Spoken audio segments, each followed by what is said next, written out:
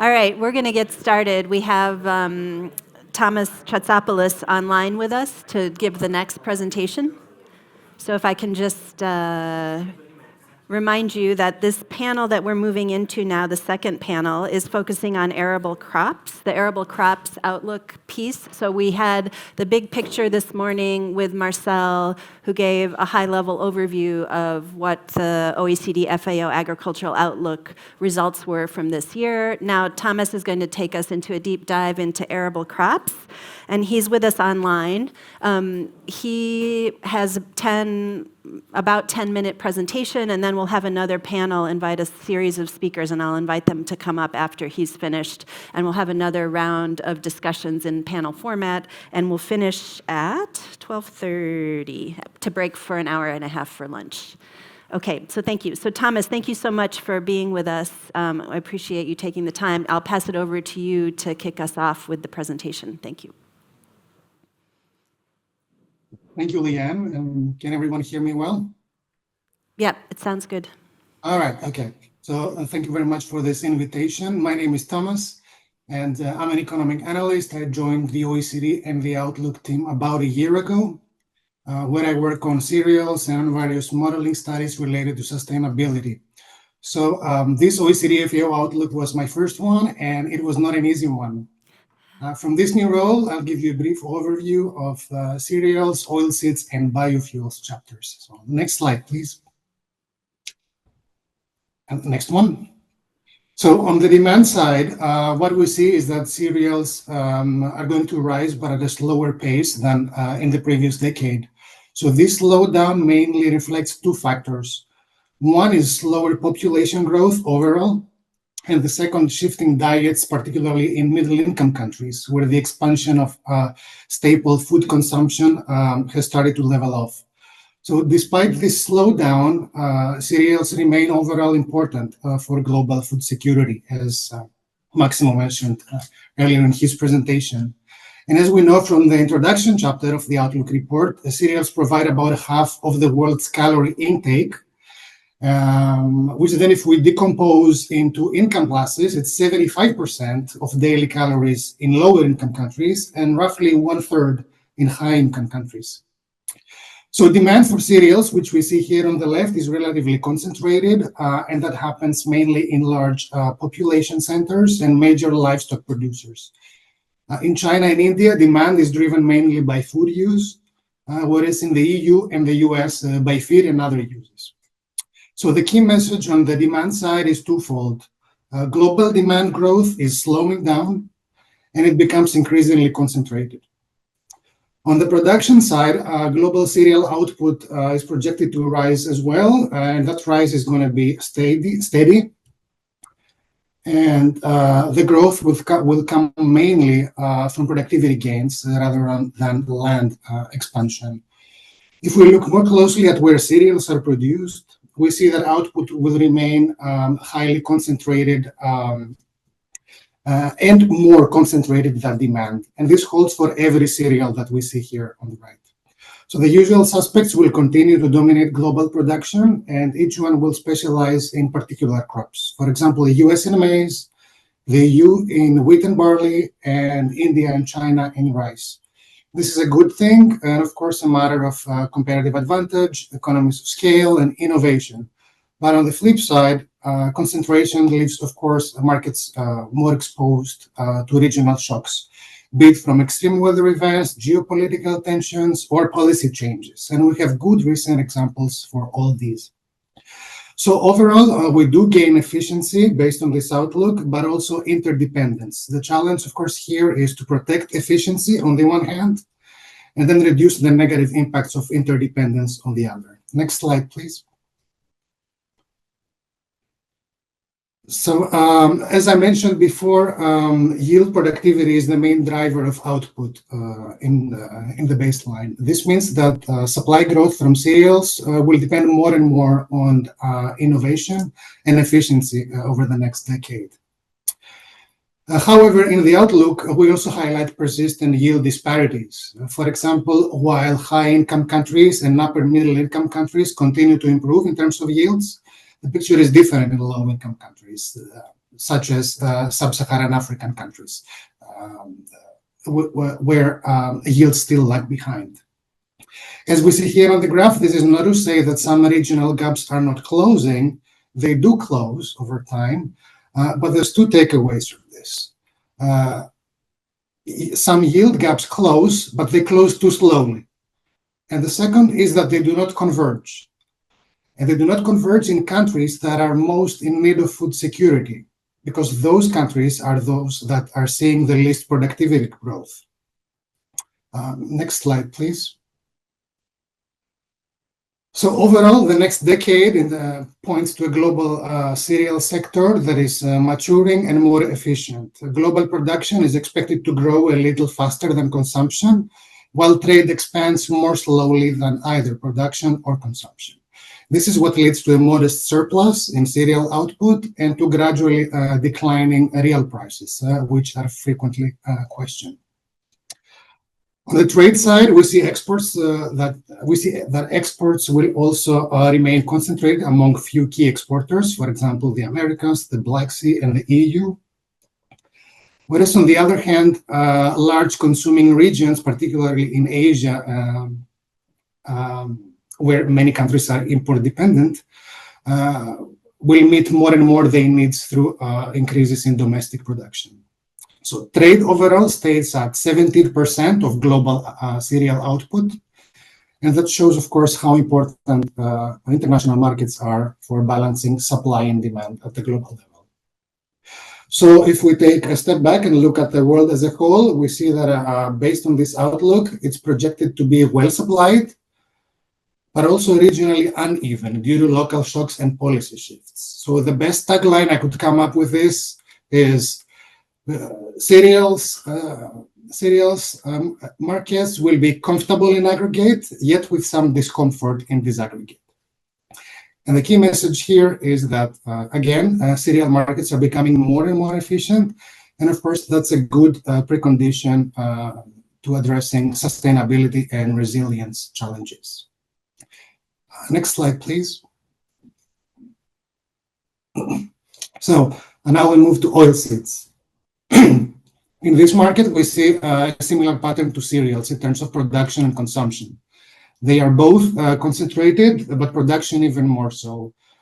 There's a few major players, mainly the Americas for soybeans and Southeast Asia for palm oil, that will dominate global output.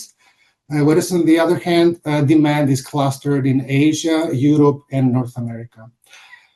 Again, as is the case for cereals, this production and demand concentration brings clear efficiency gains and also keeps global vegetable oil and protein meal prices relatively low. But that it also means that the world supply chain for oils and animal feed proteins is highly exposed to local shocks. Now, on the demand side, which is what we see here on the graph, vegetable oils will remain essential for food. And that is going to happen especially in emerging economies where diets are still diversifying and demand is growing. Protein meal demand, on the other hand, which is what we see on the right, depends to a large extent on livestock production. What we see is that as feed efficiency improves and then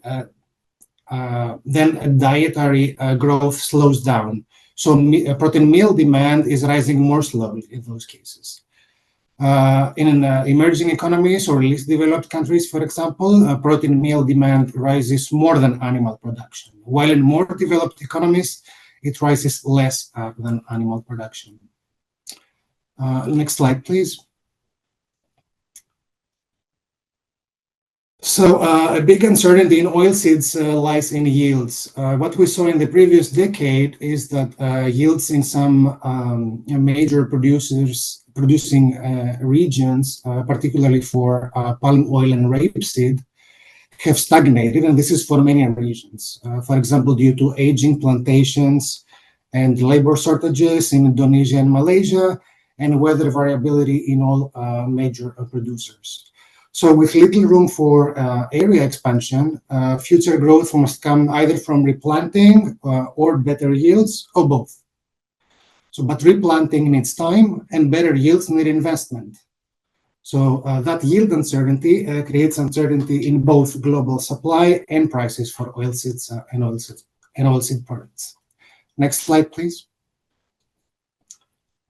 So overall, we see that in oilseeds production growth shifts from area expansion to productivity and efficiency. Vegetable oil demand grows for food and biofuels, while protein meal use rises slowly because we have improvements in feed efficiency. Trade, as is the case in cereals, remains highly concentrated. Nominal prices, again, follow the same trends with cereals. They trend upwards, while real prices slightly decline or stabilize. And from a policy perspective, the task is twofold. One is to preserve efficiency, where production is already strong. So, and here, I guess a shortcoming would be stable policies and clear sustainability standards that, of course, would help in this regard. The second one, to reduce vulnerability. How do we do that? By supporting productivity growth, again, in key producers, and then supporting also diversification in countries that import most of their vegetable oils and protein meals. Next slide, please. So as far as biofuel goes, we see a world of slow growth, but shifting growth.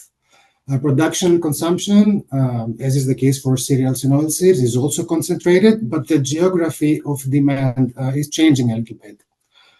So in the next decade, most of the increase in biofuel use will come from emerging economies. And the driver there is transport sector and, of course, renewable energy policies. So overall, if we take both ethanol and biodiesel, about 2/3 of the extra demand between now and the end of the projection period will come from India, Brazil, and Brazil for ethanol, and mostly Brazil and Asian countries for biodiesel.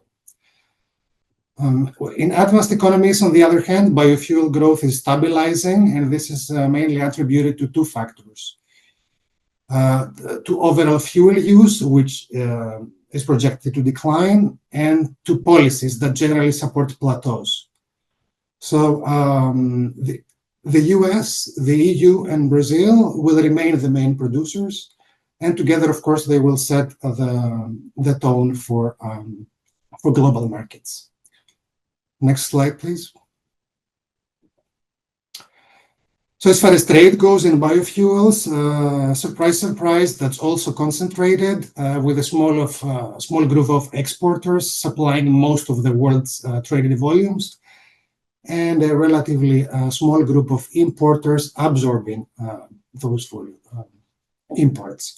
So the US and Brazil will mainly supply ethanol, and China and the EU will supply biodiesel. On the import side, Canada and Japan will absorb most of the world's traded ethanol, and Canada and the US will absorb most biodiesel.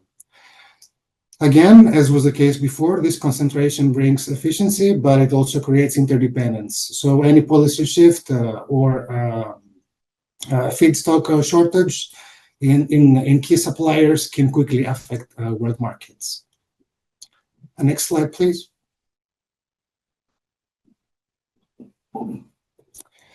So overall, concentration in biofuels, both on supply and demand, has made this market rather efficient. But of course, keeping it stable will depend on a number of factors. One, it will be coordinated policies. The second one will be sustainable frameworks regarding biofuels. And then, of course, international trust, and cooperation in those sustainability frameworks. And the last slide, please. So if we can summarize all these markets and take into account some of Tassos' remarks in the beginning. So overall, the outlook shows a global agricultural system, at least in terms of cereals, oilseed, and biofuels that is maturing, but under pressure. Yes, economic growth is slower, and we project it to be slower in the outlook. Yes, input costs remain uncertain, but in the end, this is what is pushing innovation. And as Tassos likes to put it, farmers are learning to do more with less. So at the same time, trade and production are increasingly concentrated, which brings, of course, efficiency, but leaves always someone exposed to shocks and policy shifts. Extreme weather events and emission goals are, of course, more layers of uncertainty to the projections. It seems that productivity gains are not enough, as now they need to come in with sustainability built in. And of course, behind all this are the social and policy dimensions. As Maximo mentioned in his message in the beginning, food security needs to be ensured where it's most fragile. And that means that policies have to be aligned not only across sectors, but across countries as well. So trying to summarize these sectors and perhaps the outlook overall, I would say the challenge is not only to produce more, it's not only to produce more with less, but to produce more with less and more cooperatively. And with this, I will close this introduction and look forward to the panel discussion. Thank you.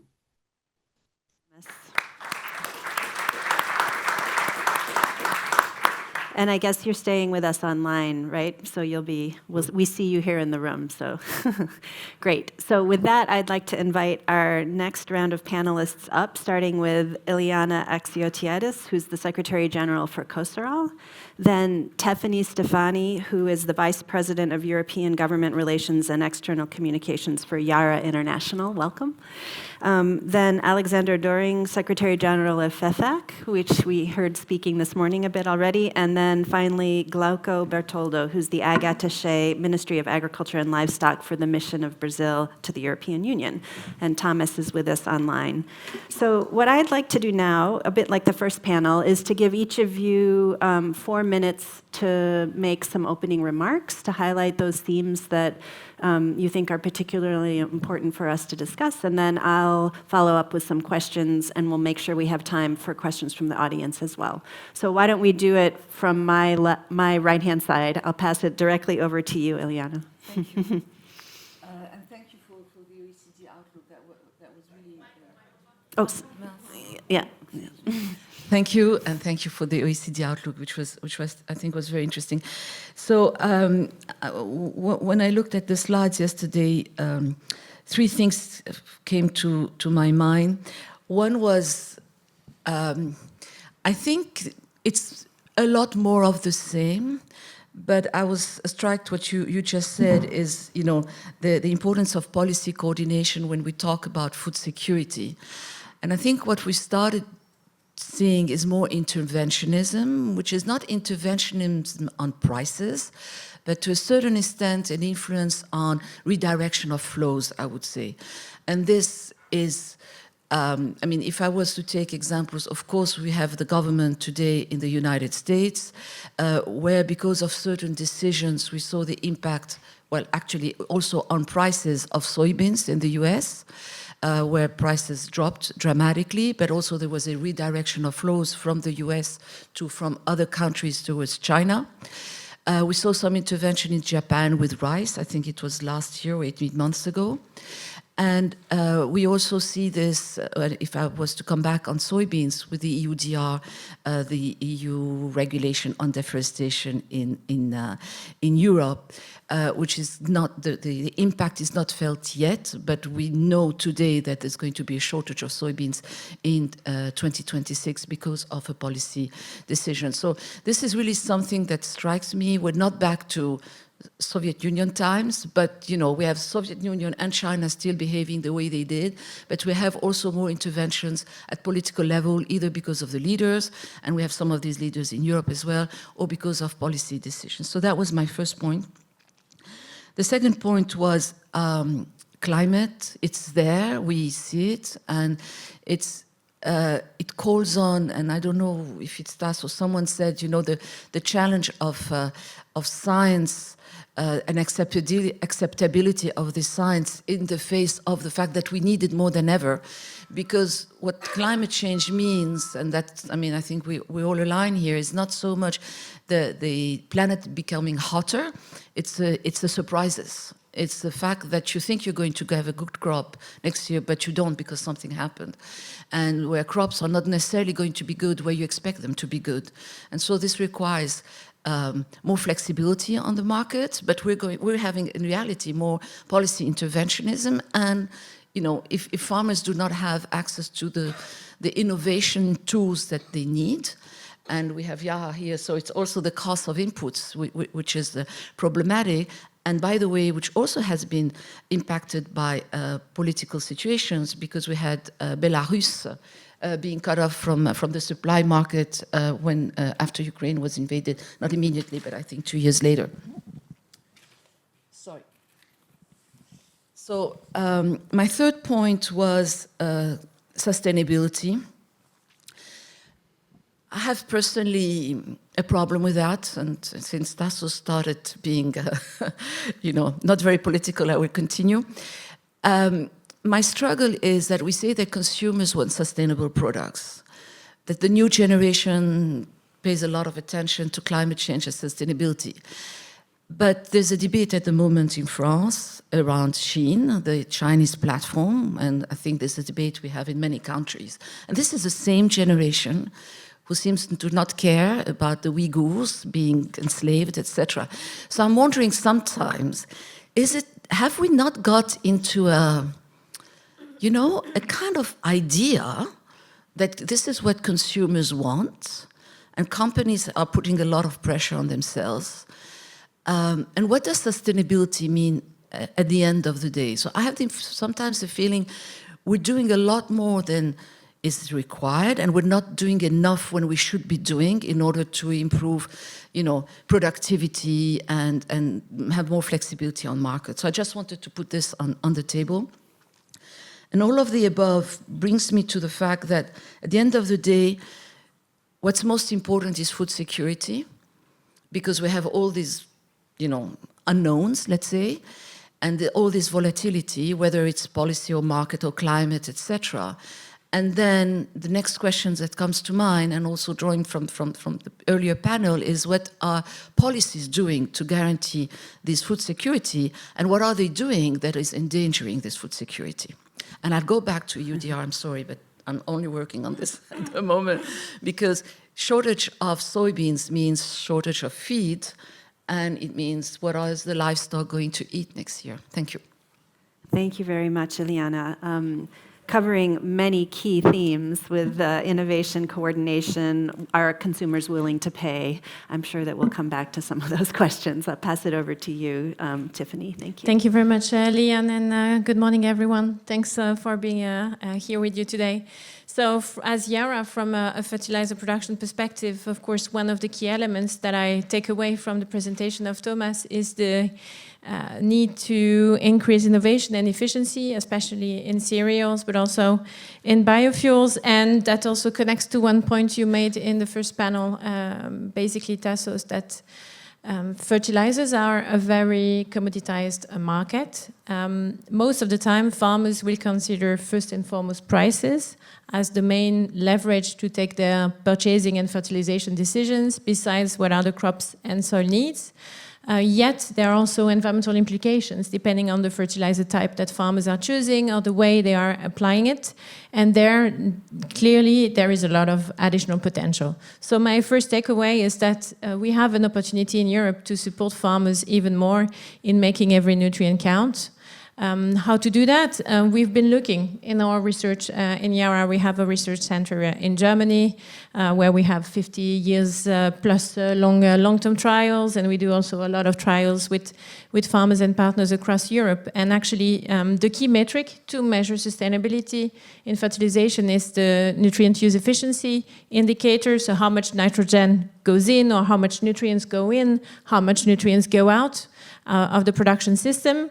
And we saw that if farmers are looking more closely in what type of nutrients, what type of nitrogen fertilizer they use, and also how they use in synchronicity different plant nutrients, the nitrogen use efficiency can be increased by 10% in Europe.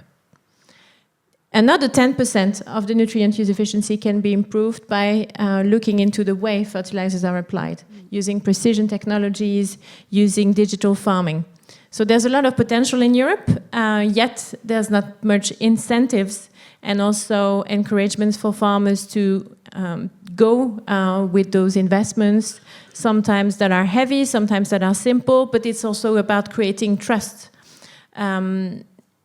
Farmers who have had the tendency in the past to use maybe a little bit too much, simply to be triple sure that the harvest will be there, that the quality will be there, have a certain concern to reduce this amount. Yet we can show with tools, with practices that we can further optimize. So my first takeaway is that there's a lot of potential in order to improve nutrient use efficiency. And since we are here having a honest conversation, in the past mandate, there was an initiative of the European Commission to present a so-called Integrated Nutrient Management Action Plan, which had a lot of good elements in there, but never saw the daylight, and it's a pity.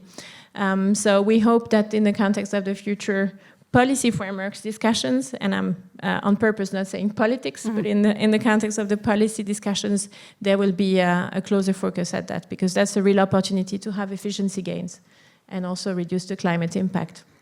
My second takeaway, also connecting with your presentation, Marcel, earlier, is that as fertilizer sector and looking into fertilizer prices, it's been a roller coaster since 2021, exactly when I joined Yara.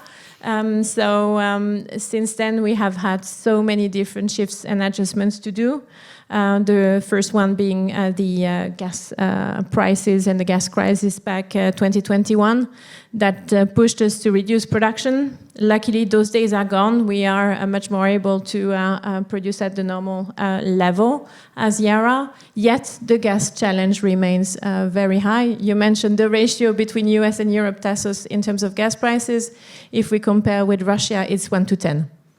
And in the meanwhile, Russians, since the war in Ukraine, have been really flooding the market with fertilizers as much as Belarusians, and we ended up being squeezed as European industry in this very challenging construct.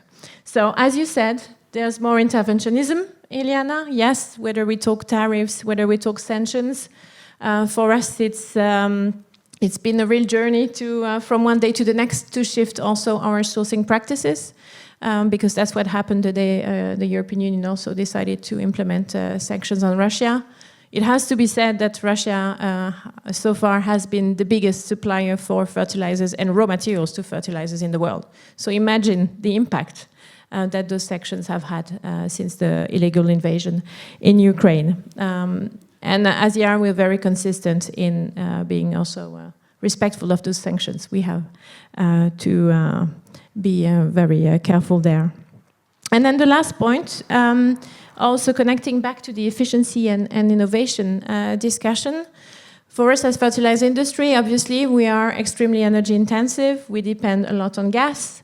And Europe is not a leader in producing gas, so that increases just the interdependency that was mentioned earlier. So we have a double, I would say, need to not only move away from natural gas in our production systems, but also from the perspective of reducing our impact when we produce nitrogen-based fertilizers.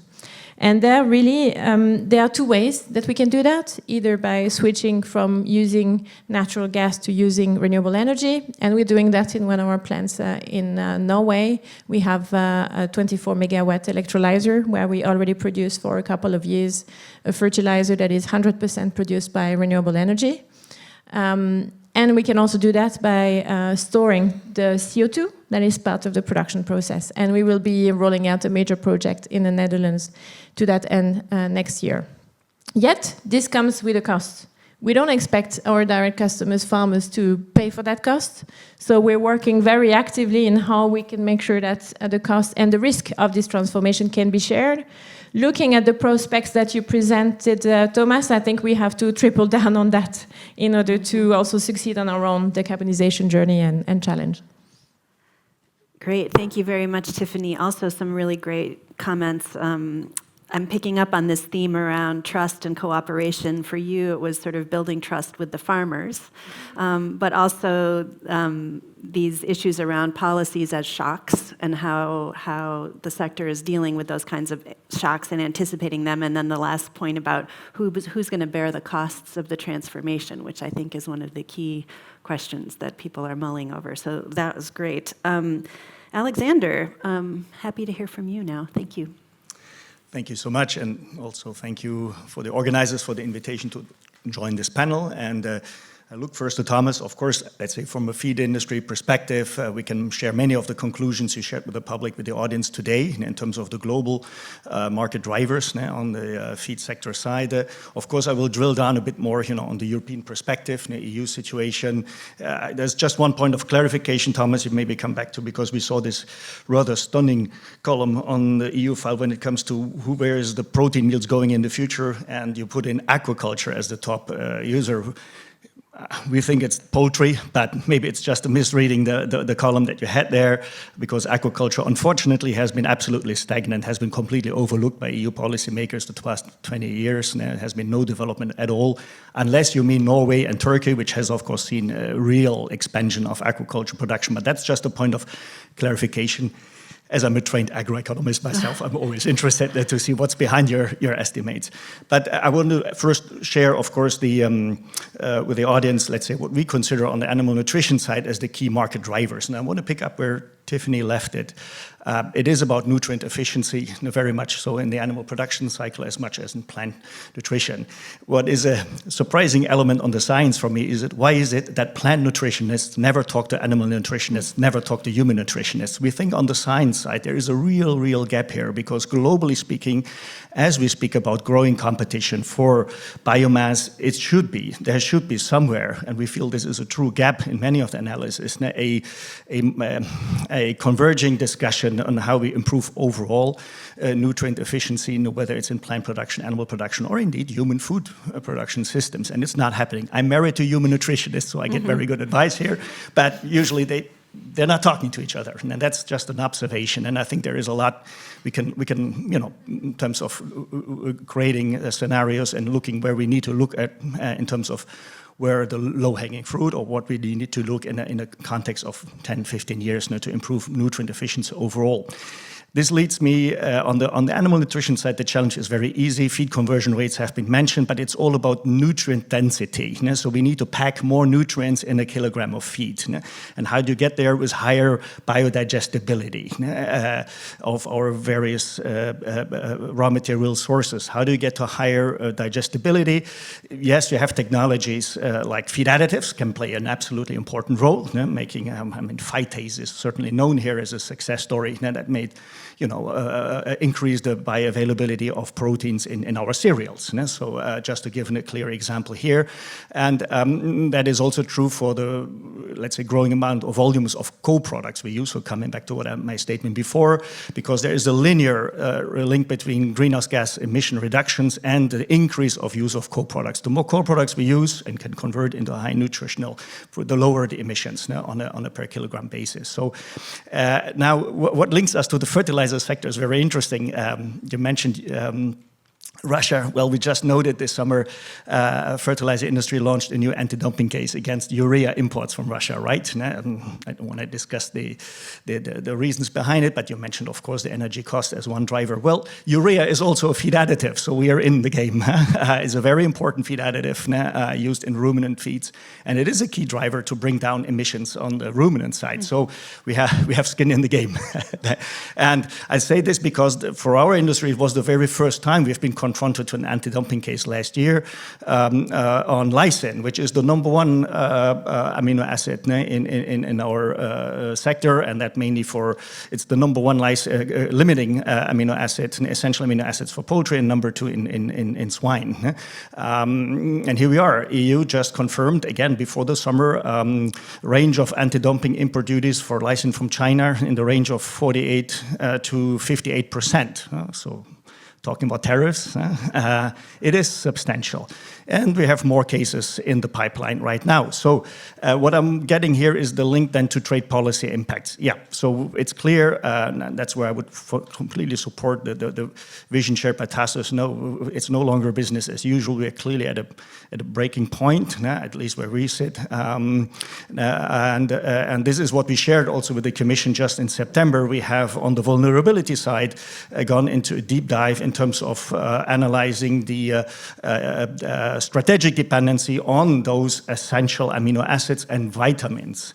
Vitamin B, China, 100% dependency. And we are not the only ones, the same for the US. China, it's not about rare earth, this is about essential nutritional additives. In basically all the key vitamins. What are we still producing here in Europe? Well, luckily, a bit of vitamin A and E. Vitamin C, not so much. So please, when we talk about vulnerabilities, we have to look further. We have to really see, if you look to the horizon that you mentioned, Thomas, in 2034, how to keep, let's say, resilience in our production systems.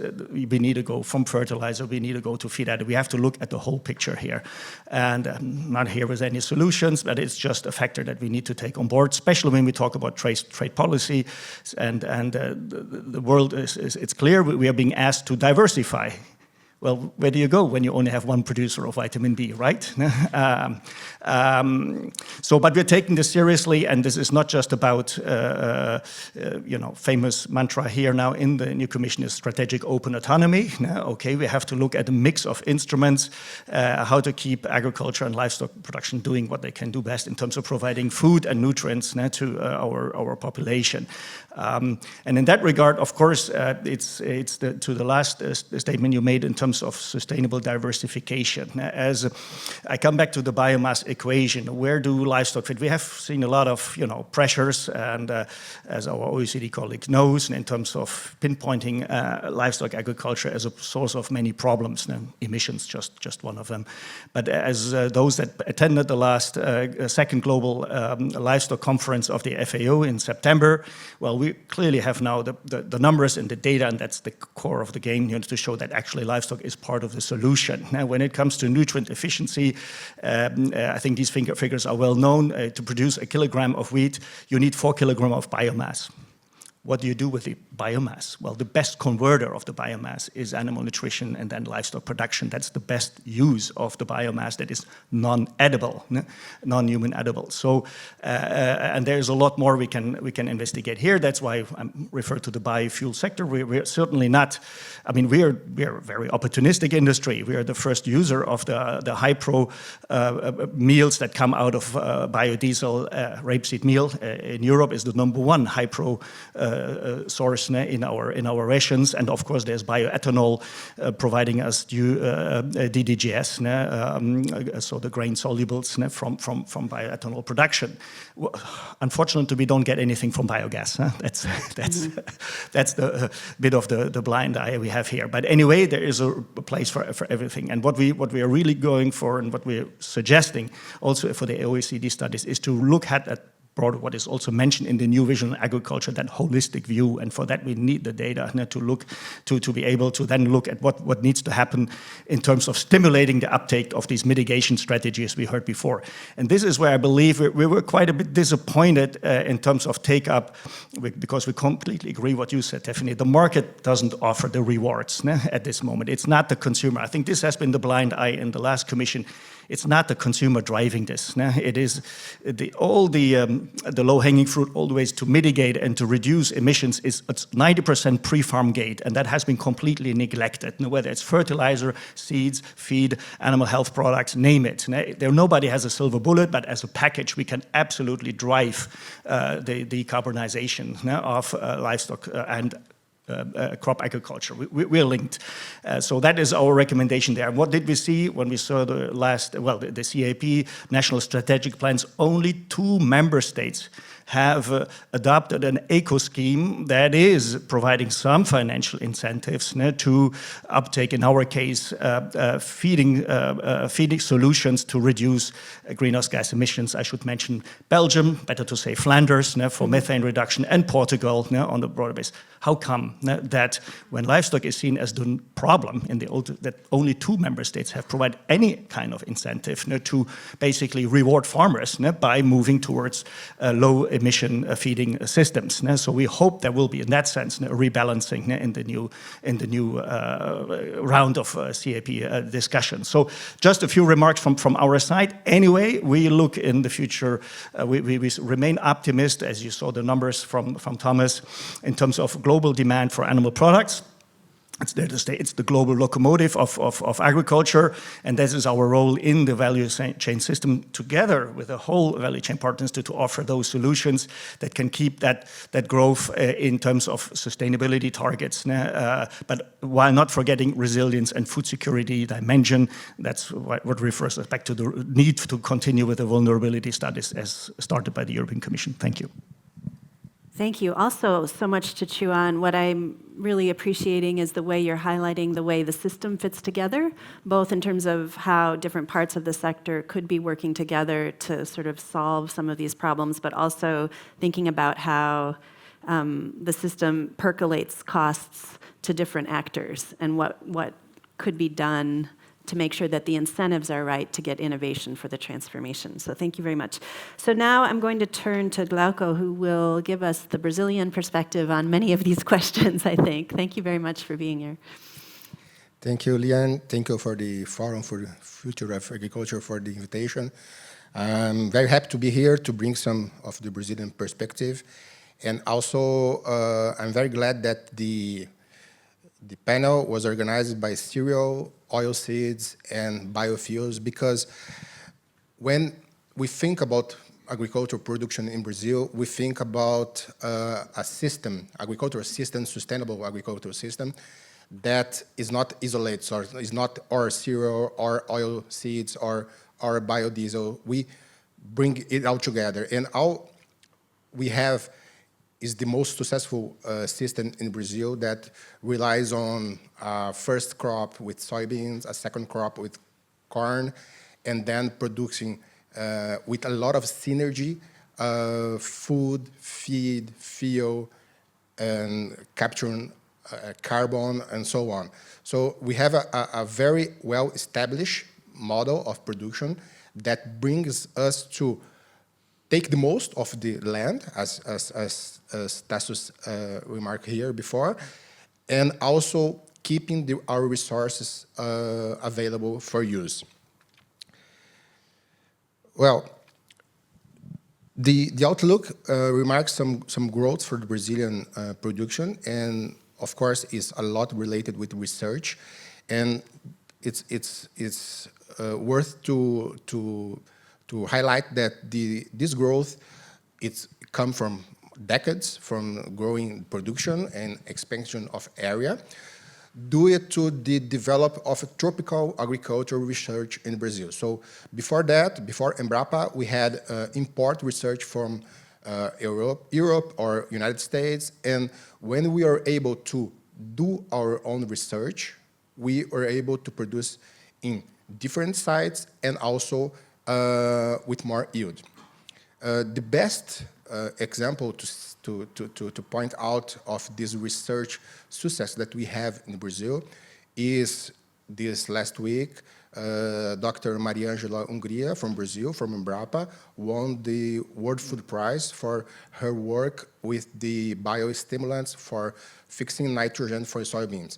That led us to solve a lot of problems, and one is the use of nitrogen fertilizer on soybean. That's our biggest product, and we don't use it anymore. So, and with some spare nitrogen for the crop that comes next, that is corn, and using a little bit of this nitrogen. So, but this is doesn't stop there. It's a lot of research been doing with most driven by the competitiveness that we must search in Brazil, because we don't rely on any subsidies or just a few in different forms, but a lot more than the world average. So the Brazilian agriculture must be competitive. Competitive means to do more with less, and also to preserve the resource to keep producing years and years ahead. Just a minute. So another important thing when we talk about what we're going to look like 10 years now, Brazilian government has made his part of it with the biofuels strategy that we are raising the mandates of ethanol and biodiesel. So we are able to, in this integrated agriculture system, to put a use for this ethanol and DDG, as our fellow from FIFAC said, also providing soybean meal to export or for our own use. And with that, we produce more cattle for this in the same area, so we can provide some feed for the cattle and use less area. And if there is a need for more land to be used in Brazil, also the Brazilian government already point out 40 million hectares of low productivity pasture lands that can become agricultural sustainable system by the cost of $3,000 per hectare to, if needed, raise this production without cutting any tree. If some of you can think it's too much, 40 million hectares, it is too much. It's kind of double our production. We can, this potential. But with this 40 million hectares, just to give an idea, we will reach something like 120 million hectares of agricultural use in Brazil. And EU 27 uses 110 today. Brazil uses today like 80 million hectares, and EU 27 use 110. So, and this will represent roughly 15% of our land, and 66% of our land will still, as the Portuguese got in 100 and the 1500 century.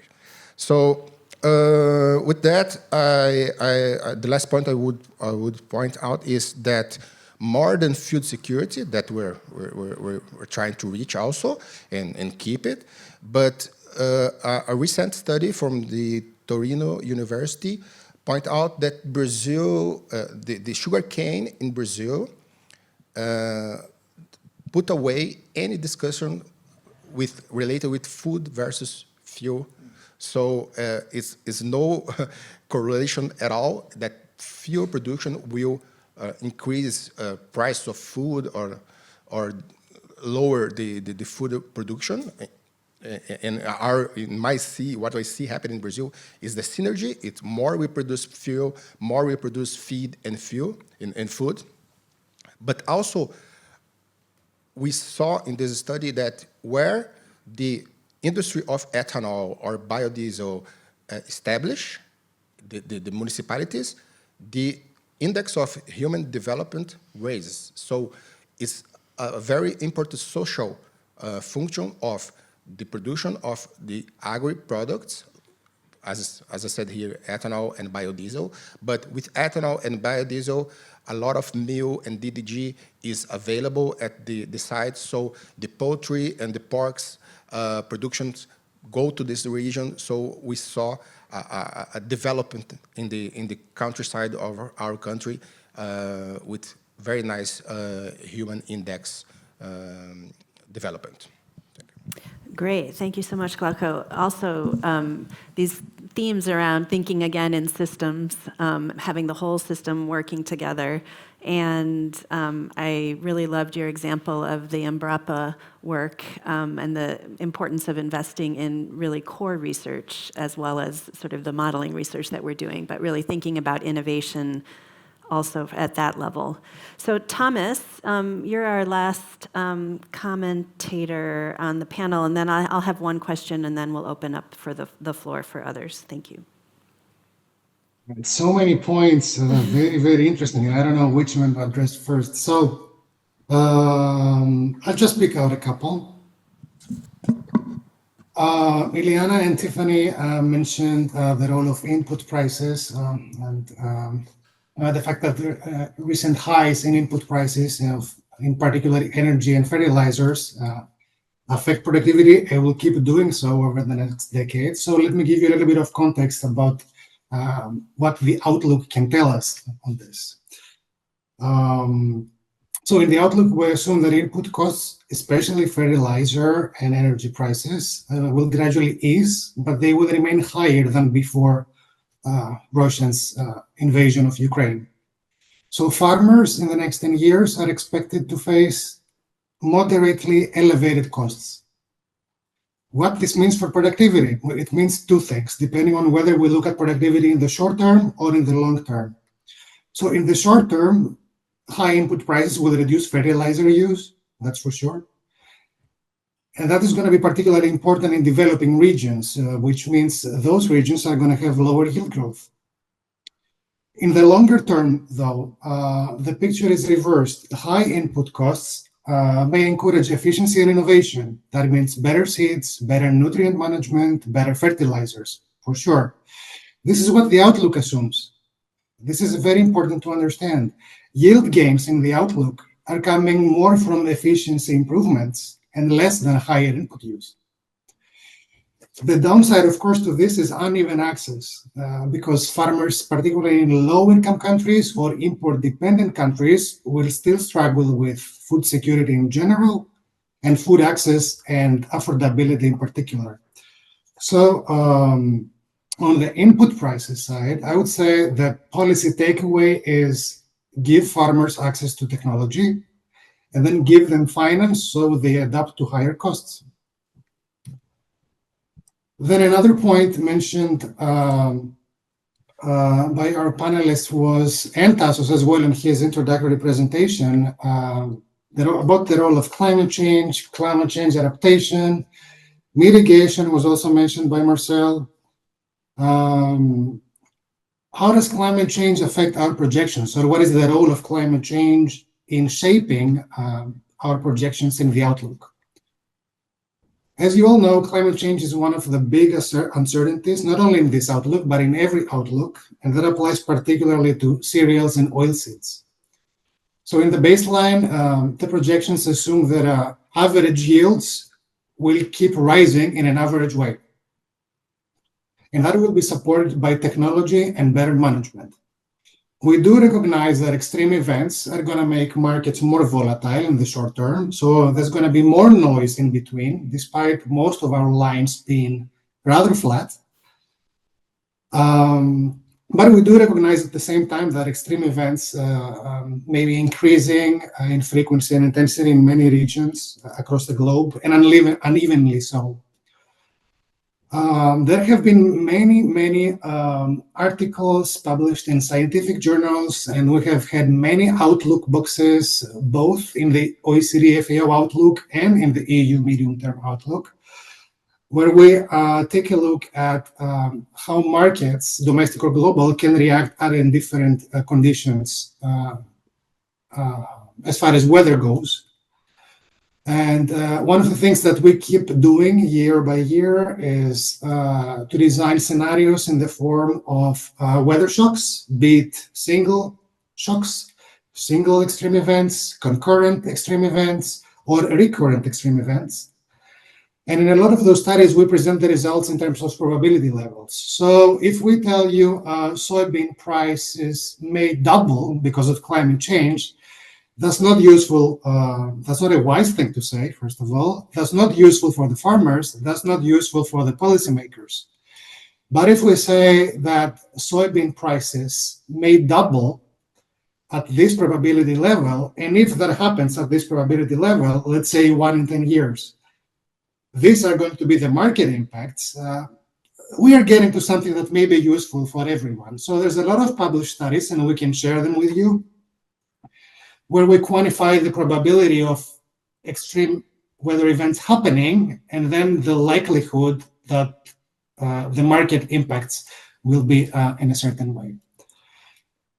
Overall, we can say that scientific studies do conclude something similar with the outlook in terms of climate change. Climate change will slow down yields, and we see that in the questionnaires that we receive from the different countries. And there would be hopefully stronger adaptation, because if that is not the case, global cereal production will be even lower than what we project in the baseline. So what is important to understand in terms of assumptions about climate change is that the baseline is conditional on continuing adaptation. And this applies to farmers, this applies to markets, and this applies to policies. All these actors are assumed to at least keep up with climate change. So we do assume progress in terms of climate change adaptation, but that progress, of course, is uncertain. So on the climate change front, let me close this part. I would say the policy takeaway is twofold. Invest in climate resilience through risk management tools, and this of course includes traditional risk management tools and non-traditional risk management tools that focus on risk sharing. And the second part is to promote, from the governmental perspective or from the policymakers' perspective, to promote risk management tools and early warning systems so that producers and governments can react faster, which is something that happens, at least in the short term. This is something that the FAO is particularly good at doing, but we don't really have an early warning system in the medium term. So that's an idea to consider. A third point that was raised by Alexander is clarification about feed projections in the EU, which I assume is something that we're going to see in a month anyway, when the EU medium-term outlook is going to be released. But at least as far as this outlook goes, so the OECD FAO outlook that was released last summer, at least feed use in the EU is expected to remain fairly stable. Livestock numbers, this is not my area, but I'll try to provide an answer. So livestock numbers in the EU are declining, and we see that especially in the pig and poultry sectors, and that limits the overall feed demand in the EU.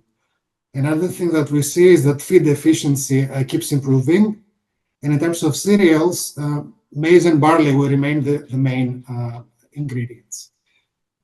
We will see a substitution, at least we expect to see substitution between feed grains and byproducts, but overall the total feed use changes a little bit. And a brief answer regarding the graph where we showed protein meal and animal production. There was a comment on aquaculture. The key trend from the graph is to show that as feed efficiency improves, protein meal, the feed use of protein meals rises less, which happens also in the EU. Now, it does happen that aquaculture is increasing in the EU, and for that I don't have a direct answer, but I'll be happy to consult with Hubertus, who is behind those figures, and then come back to you at a later point. A final remark based on some issues raised by our panelists. Glavko, thank you very much for all that very useful information about the use of nitrogen-based fertilizers in Brazil and regarding soybean production.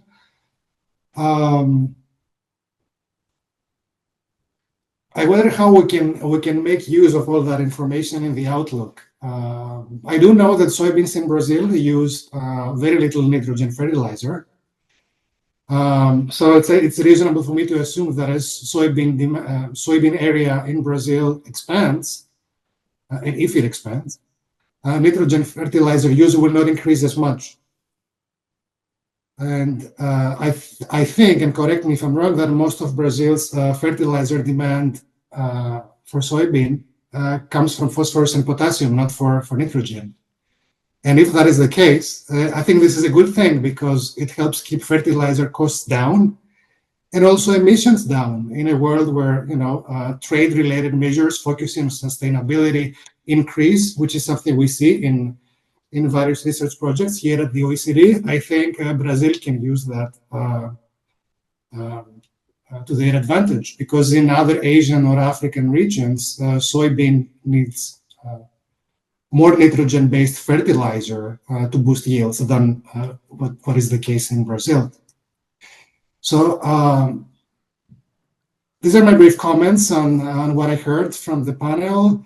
There are also some interesting comments that I would like to chip in regarding the first discussion, particularly the notorious decline of real prices in agriculture. But Lian, I leave this up to you, whether we can do that now or later. Let's plan to come back Thanks. on that. Thank you very much. Okay. Thanks a lot, Thomas, for those comments. Also very useful. And you kicked it off by reminding that also we need to think about distributional impacts of a lot of these issues. And I think that that's quite also important in terms of navigating the complexity. So I want to make sure we have time for questions, but I do have one question that I'd like to bounce to you all for just a quick snapshot reaction, which is, one of the comments that Thomas made was, in our Outlook baseline, we're essentially embedding assumptions that there's adaptation, effective adaptation to climate change impacts.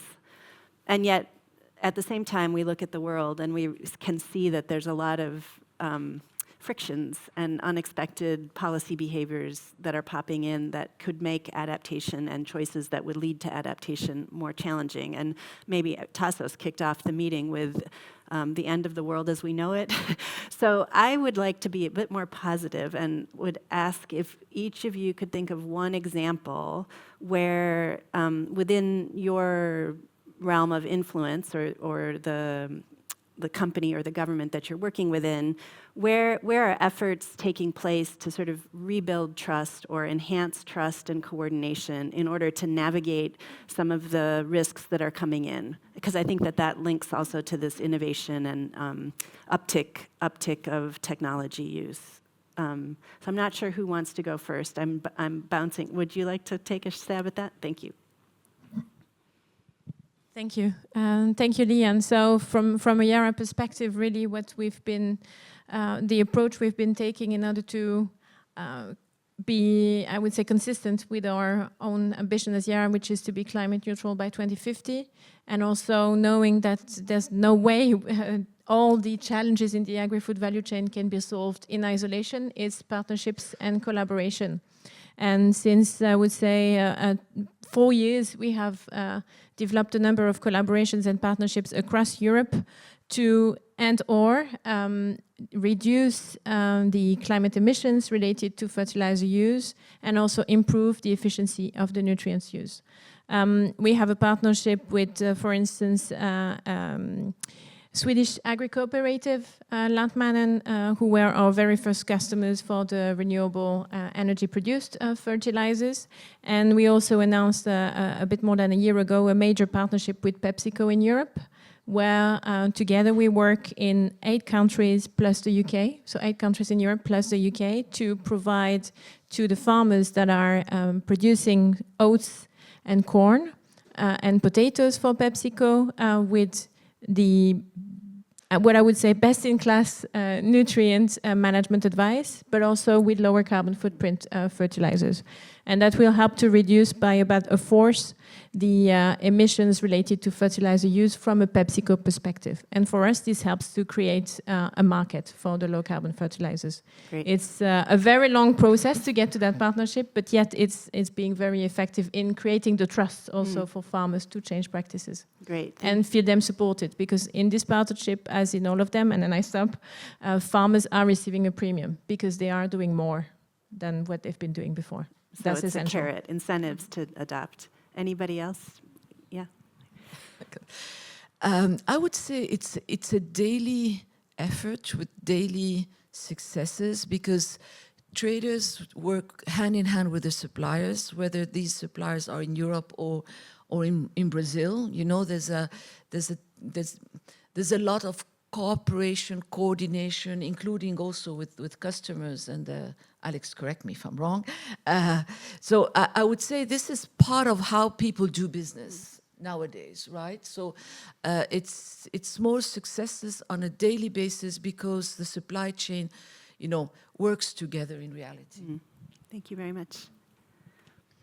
Maybe a concrete example on rebuilding or strengthening trust in the value chain, and then also towards our policymakers, regulatory communities. So on the take-up of mitigation strategies from the feed side, we were absolutely pleased to see, it's just a year ago, almost a year ago, that colleagues from DG Sante, with the support of colleagues from DG Environment, basically supported our common, what we call it, the green feed labeling tool. So we have now a voluntary guideline in place since December last year, basically, which on a harmonized methodology, some people know it, product environmental footprint, category rules feed, which is again based on the FAO methodology from the LEAP project or LEAP platform, Livestock Environmental Impact Assessment platform, basically allows all feed companies to calculate the footprint of their feeds and to communicate it via the feed label. Because if you have no agreed way of communicating the environmental benefits of your, let's say in this case, low feed footprint solutions. Now, for feed, you end up in a real mess, because then it's about beggar my neighbor, or I'm greener than my so we're very happy, and that's the type of regulatory instruments we absolutely support. It's about strengthening the good or supporting the best practices, and then maybe removing step by step. Not, I would say, bad practices, but let's say replace existing or practices by better ones in terms of uptake. So that I would say we see this as an extra. I think we are the first one in the value chain having such a harmonized labeling tool. It's strictly B2B. It stops at the farm. So we are not looking further downstream at this moment. But anyway, we're very pleased to have this in place by now. Thank you. Thank you very much. Maybe pass it just to the end that way. Okay, thank you, Elia. First, answer Thomas about the comments in Brazilian nitrogen fixing research. Yes, we hopefully do not use nitrogen fertilizer in soybean in Brazil. And the growth of the soybean area in Brazil is mainly on the first crop of maize that we are developing new varieties on new conditions to produce. So instead of just producing corn, and in the summer we produce soybean first and then corn after in the same area. And also in the pasture land, because with the production of soybean and maize, we have more feed available to feed the animals. And for instance, the Mato Grosso state in Brazil, that's the big producers in Brazil, we have lower for the last decade, if I'm not wrong, more than 10 months the average age of slaughter of cattle because of this this kind of system. And also, what I would suggest is we cannot hold back for innovation. You know, when we talk about the development of a new research for instead, we are developing now in commercial scale second generation ethanol from sugarcane, and when it arrives, we'll be dropping, is ready to go. So the first generation ethanol just holds a space for the second generation ethanol that will come. Also, we are developing from research on the production of hydrogen from ethanol, but we foreseen ahead the difficulty to get it in the European market, for instance, because the route to obtain, or the way of obtaining the hydrogen is not that what was defined here. So it's a lot of low-hanging fruits that we could take advantage to fight against, to fight and get the defossilization that we want in the fuels, that we just don't take it because we are searching for something that's ideal or perfect in the future, but in the meantime, we have a lot to gain in this process if we take step by step those innovations. Great. That's a great perspective as well, thinking about the path and not just the end result. So I want to make sure we have some questions from the floor. Is there anybody here who would like to ask a question to the panel? Yes, I have one right here. Could you tell us your name and who you're with? My name is Yvonne Schlescher. I am a former expert on commodities, value chains, and I used to work for an organization called OACPS, which is the Organization for Africa, Caribbean, and Pacific States. The EU is like one of the major trading partners. Two short questions. The first one is to Thomas. I'm looking at the slide that you presented with regard to food and feed demand, and I noticed that from the slide, all regions had an increase with regard to food demand for vegetable oil, except the US. Maybe I missed this point. Maybe you could just elaborate why that is the case for the US. And then I want to turn to Brazil and bring you back to the comment on the EU DRA, and also linking it to the concern that was raised, I think, by Liane with regard to soybeans. And also noting that Brazil is a major producer of most of the commodities that are covered under the EU DRA. From your perspective, what do you think, what measures should be put in place to ensure that the EU DRA actually doesn't have a negative impact with regard to food security and also reversing the efforts that have been made on poverty reduction, especially with regard to SDG2, and linking this mainly to middle-income countries, because I know, and I noted that you have a lot of experience in this area. So what are some of the lessons that you can actually share with least developed countries that are really wary about this new regulation? Thank you. Thank you very much. I'll take that straight into the panel. So first I'll go to Thomas. I think you're still online, Thomas. Yes. So that was the question specifically about vegetable oil consumption in the outlook, and then I'll pass it over to Glauco to comment as he would like on the EUDR. So Thomas, over to you. Yeah, thanks a lot for this question. It is rather technical and detailed, and I'm afraid I don't have the answer right now, but I'll be happy to get back to you after consulting with our colleague Hubertus on the oil seeds. Okay, Thank you. Thanks, Thomas. I understand. I'll pass it down to the end of the panel. Okay, so first of all, thank you for the question. It's very important for us, and as our government already put it public, we are against this legislation because we believe that is discriminatory and puts all the work and the costs in the countries that holds forests and holds native vegetation still. So we believe that the best approach for this, best recommendation that I could give is to put down this legislation and discuss it again with the countries that still have forests to preserve. And again, we are not against keep the forests and the means, the goals of the legislation. Regulation is perfect, fine, but the means to implement it is completely wrong in our view, in the view of a third country that keeps the forest up, because we are putting the costs and the burden on the person that, the only person who can keep the forest up is the final production in Brazil. So if it's already a bad thing for us because we are labeled as a standard risk country, and as our ambassador said, standard risk country is the new high risk country because it's no mean for a high risk country. And with this proposal that we have in the table now for change, is even worse, because the gap between the requirements for a standard risk as Brazil is, and a low risk in EU or a low risk outside of EU, it's huge.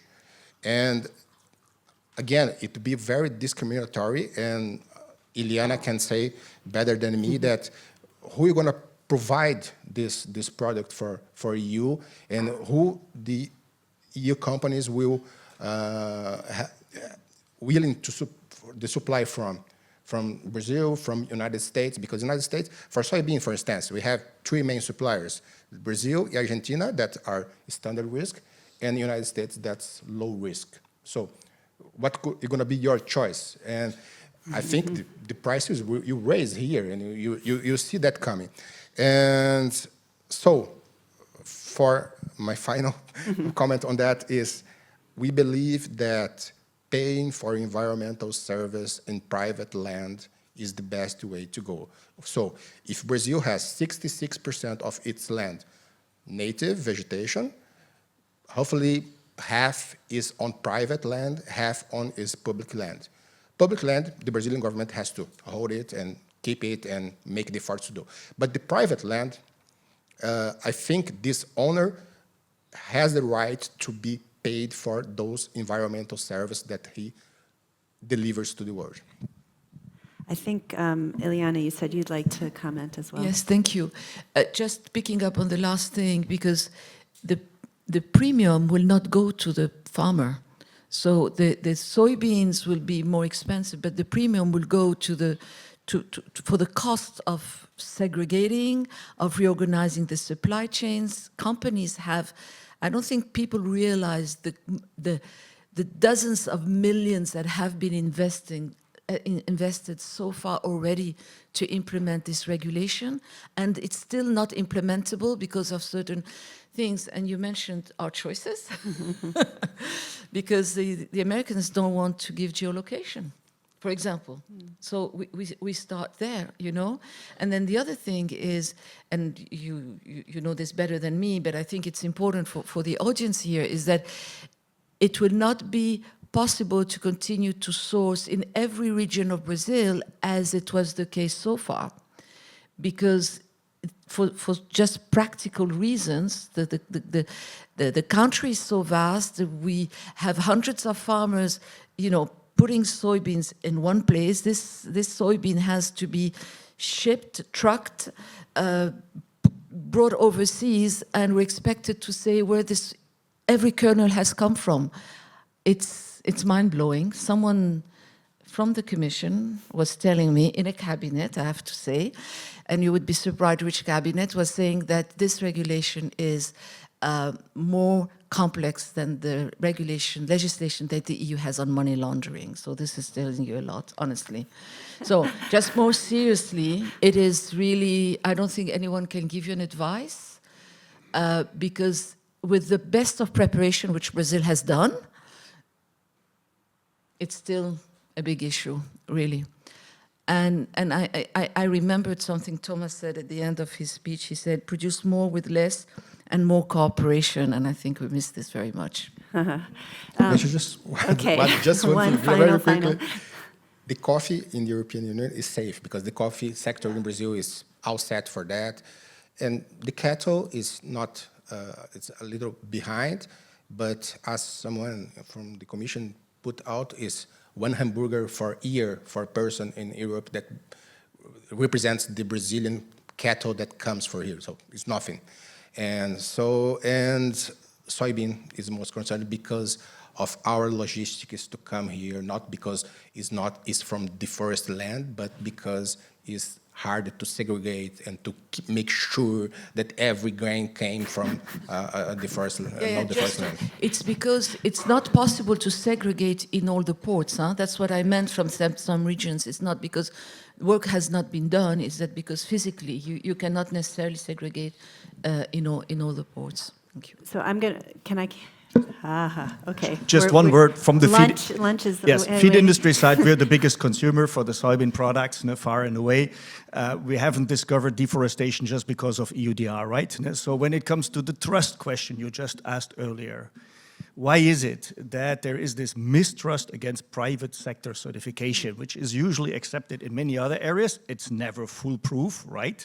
But in our case, on the European side, thanks to our suppliers, in Brazil, in Argentina, I see Gaston, and US, Canada, we have in place now for more than 10 years an independent benchmarking system managed by ITC in Geneva, International Trade Center. And I know the cocoa sector is using the similar facilities. So we could say just by looking at the availability of certified, verified soy, there is enough to go around to keep us going. And yet we are against this mistrust by the regulator in the value of private sector certification. For us, that's the easy solution. And we believe it's only because of some bad experience with timber regulation.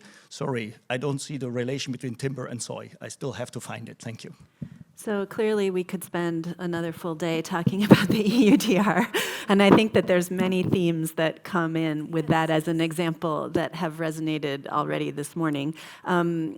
I know, we have lunch ready, but what I wanted to do, because I understand maybe this was suggested, is to give everyone 1 minute to say their one takeaway that they'd like the room to remember. And Thomas, I'm going to start with you, and then we'll come back into the room. So 1 minute, please, because we're all hungry. All right.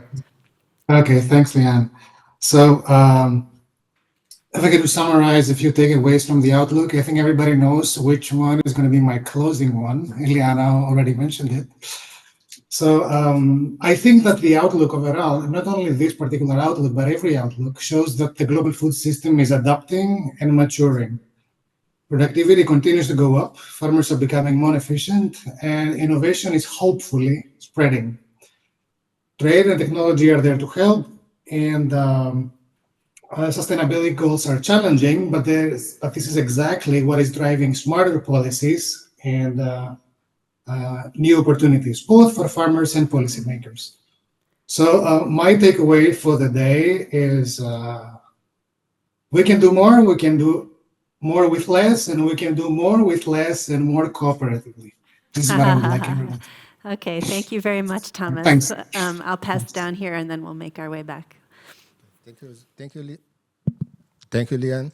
And just one takeaway, because the outlook is what is foreseen, but I think the most important part is what we are going to be doing for the next year and next years. So I think Brazil is ready to be part of the solution, a reliable partner for what we can provide, and we hope that we have a fair trade for the next years. Great, thank you very much. Yeah, maybe coming back to one of the key conclusions here of Thomas, but also shared by our previous colleague from OECD. So when it's about the way forward, sustainability, diversification, I think what we always need to remember, EUDR is just one excellent, it's about, this is a positive story for our sector. We don't see it as a negative. It's driving our business. It's about business, it's the license to produce for our sector. So it's basically count all these sorts of policymakers on the willingness and we are ready to help, to assist. Again, I come back to what I said before, no silver bullet here, but if we put all our eggs together, not in the same basket, but in terms of knowledge base and in terms of investment needs, yes, we can go a very long way to not only decarbonize our food production systems, we can go a long way to reduce emissions. As I said before, the key invitation is here, please intensify your analysis pre-farm gate. This is the way to look. This is where the mitigation is happening, the adaptation strategies is happening. And please remember, sustainability, there's no endpoint. The job is never done, right?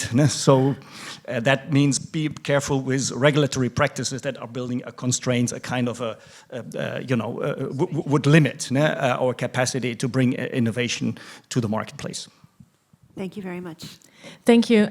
For me, the main takeaway would really be that the role of nutrient use efficiency has never been more critical than now and in the years to come, whether from the short-term perspective where we also share Thomas' analysis that there can be a certain constraint of nutrient demand on farmer side for various reasons, from non-supportive arable and crop prices to all the regulatory changes and trade measures that also have an impact. And also it's about how we support farmers in this transition in order to take up some of those quick fixes and sometimes longer term investments in order to improve that nutrient use efficiency. We hope, as much as you've been mentioning for feed efficiency, that the current cap is really having a limited impact. It's very much the same in nutrient management, yet the potential is significant. So let's grasp those opportunities.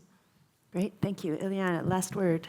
Thank you. I was thinking, we talked of the market outlook. We talked about EUDR and about imports, and we have to say that Europe has a lot of potential as well. So we rely on certain products for imports, but we also produce sufficiently.